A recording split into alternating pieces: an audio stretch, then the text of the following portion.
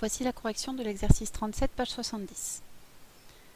Alors, on donne le cas d'une fonction f qui est strictement croissante sur l'intervalle moins l'infini 1 et strictement décroissante sur l'intervalle 1 plus l'infini. Et on demande de comparer certaines images. Alors, je vais rappeler les propriétés, les définitions qu'on a vues dans la leçon. Qu'est-ce que c'est qu'une fonction strictement croissante? Qu'est-ce que c'est qu'une fonction strictement décroissante? Parce qu'on va avoir à s'en servir.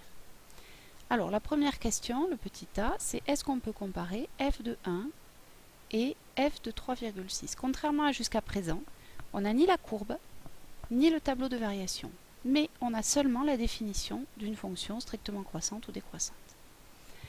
Et à chaque fois dans cette définition, on remarque que tout part de la comparaison des nombres a et b, c'est-à-dire des antécédents. Et on en déduit des choses sur les nombres f de a et f de b. On en déduit la comparaison de f de a et f de b. Soit f de a reste plus petit que f de b, soit f de a devient plus grand que f de b, suivant que la fonction est croissante ou décroissante. Ici, notre petit a, il vaut 1, et notre petit b, il vaut 3,6. Par conséquent, 1 est plus petit que 3,6. Maintenant, sur quel style d'intervalle sommes-nous? Est-ce qu'on est sur un intervalle où la fonction est croissante ou bien elle est décroissante? 1 et 3, ce sont des nombres qui sont tous les deux sur l'intervalle 1 plus l'infini. Tous les deux dans 1 plus l'infini. Or, sur cet intervalle, ma fonction elle est décroissante. Donc, si a est plus petit que b, alors f de a devient plus grand que f de b. Donc, f de 1 est plus grand que f de 3,6, car f est décroissante sur cet intervalle 1 plus l'infini.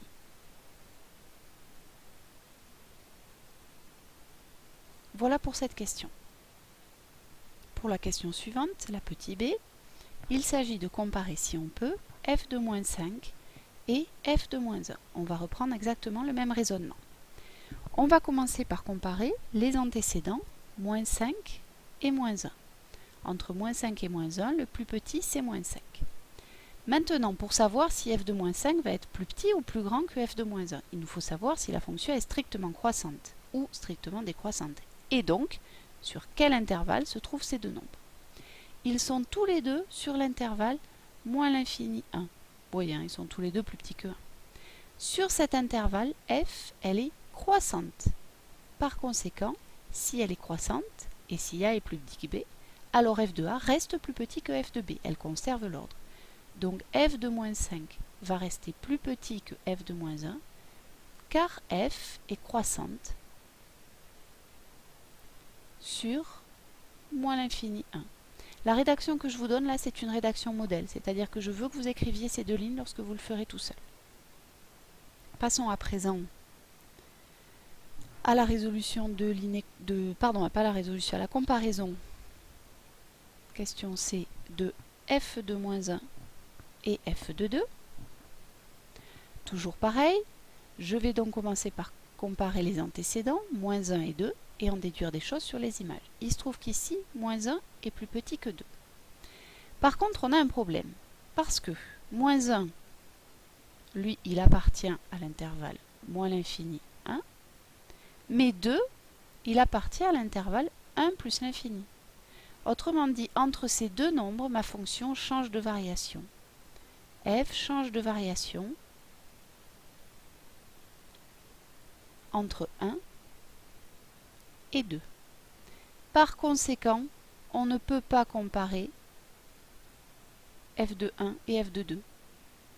Eh bien non, parce que, alors je finis d'écrire, on ne peut pas comparer f de moins 1 et f de 2. Attention, on ne peut pas les comparer.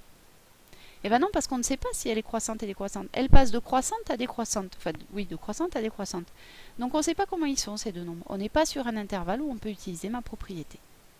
Passons maintenant à la résolution de la dernière inéquation, qui est, pardon, pas la résolution, la comparaison des dernières images, f de moins 1 et f de 1. Alors, toujours pareil, je commence par comparer moins 1 et 1. Il se trouve que moins 1 est plus petit que 1, et que je vais voir si je trouve sur des intervalles où ma fonction est soit croissante, soit décroissante, pour pouvoir utiliser une des deux propriétés. Alors, est-ce que ces deux nombres sont tous les deux dans l'intervalle moins l'infini 1 ou 1 plus l'infini? Eh bien, 1 c'est un peu embêtant, il est à la charnière des deux. Seulement ma fonction, comme elle est définie et décroissante sur des intervalles fermés, et bien je peux dire qu'ils sont tous les deux sur l'intervalle, enfin dans l'intervalle d'ailleurs plutôt que sur, ils sont tous les deux dans l'intervalle moins l'infini 1. Autrement dit, dans un intervalle où ma fonction, elle est strictement croissante. Par conséquent, je regarde cette définition-là. Si A est plus petit que B, alors f de A reste plus petit que f de B. Donc f de moins 1 reste plus petit que f de 1, car f est croissante sur l'intervalle moins l'infini 1. Voilà comment on rédige.